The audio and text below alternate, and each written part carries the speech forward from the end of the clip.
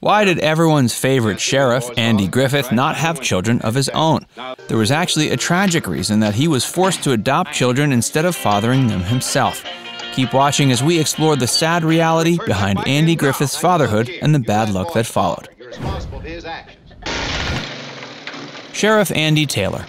Andy Griffith was one of television's most beloved actors during the 60s, thanks to his leading role as Sheriff Andy Taylor in The Andy Griffith Show. Sheriff Andy was a stand-up guy, and viewers enjoyed the wholesome relationship he had with other characters. However, the most memorable part of the show was his relationship with Opie. Throughout the show, Andy was a role model to Opie and the real-life actor Ron Howard. Many of us watching at home also found inspiration in their relationship, as Sheriff Andy Taylor is widely regarded as one of the best TV dads of all time. Instead of 25 cents. Why Andy Griffith couldn't have children. Sadly, the father we saw in Andy Taylor on TV isn't quite what Andy Griffith delivered off-screen. For starters, he had no biological children of his own. The only children he had were 2 children he adopted with his wife, Barbara Edwards, and this family was far from perfect. Andy and Barbara met in 1949 while studying music at the University of California. They got married, and although they both wanted to have children, they discovered they couldn't because of Andy's sterility. Of course, this was unknown to the public until just recently, when Ron Howard revealed it in his book, The Boys. As you might expect, being a child on the set of a TV show causes you to grow up quickly. Ron Howard explains that adults surrounded him at all times, and people would often forget there was a child around. This meant he overheard a lot of mature conversations that wouldn't otherwise have happened in front of someone his age. It was during one of these conversations that Andy Griffith opened up about the reason he couldn't father any children. According to the sheriff himself, Andy became sterile after catching a severe case of the mumps as a child. Mumps is a highly contagious disease that causes swelling in the face and neck. While it wasn't a particularly lethal disease, it commonly caused sterility in men. A mumps vaccine became available in the late 60s, and thus the disease no longer poses a severe threat to the population. However, given that Andy grew up well before the vaccine was available, he was able to protect himself from mumps and its symptoms. Ron Howard's virgin ears. Andy Griffith knew about his sterility for years, but it only became known to others after he opened up about it on set. Of course, this came at a cost for the young Ron Howard, who learned these mature topics at an early age. In his book, he shares Andy as one of the most uninhibited storytellers, so it's possible this wasn't the only incident of an inappropriate story. But Howard said this knowledge left him feeling scandalized, mostly because he didn't even know what it meant to be sterile.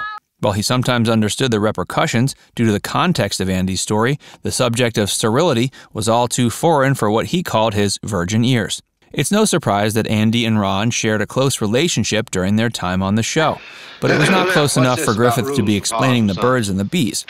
Andy was not shy about making friends on set, and he shared camaraderie with everyone on the production team. So Ron went to his father, Rance, for clarification.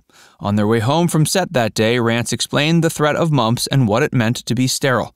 Rance admitted that he and many others from their generation came down with mumps, but most were lucky not to have it as bad as Andy Griffith did. Luckily, this is a disease that Ron Howard and newer generations don't have to fear because of the vaccine. Andy Griffith's real-life fatherhood. Despite not being able to father his own children, Andy still adopted 2 with his wife. This included a daughter named Dixie and a son named Sam. Sadly, the story takes a darker turn when it comes to how Andy was as a father in real life. Due to his obligations as an actor, Andy Griffith neglected a lot of his responsibilities as a father. He later ended up divorcing his wife Barbara to marry Greek actress Solika Kasudo. This made things even worse on the children, as the only parental figures they had ever known were now split up for good. Andy's daughter Dixie spoke out about this time in her life. She mentioned that she never coped with the change well.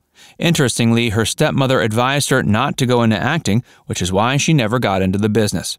Sadly, Andy's son didn't handle life so well. The tragedy of Andy Griffith Jr. After the divorce of Andy and Barbara, Sam descended into alcoholism. It wasn't long before this led to broader drug addiction and various run-ins with the law. Sam also developed mental health problems and anger issues. He was arrested for domestic abuse after hitting his pregnant wife, a pregnancy that tragically ended in a miscarriage.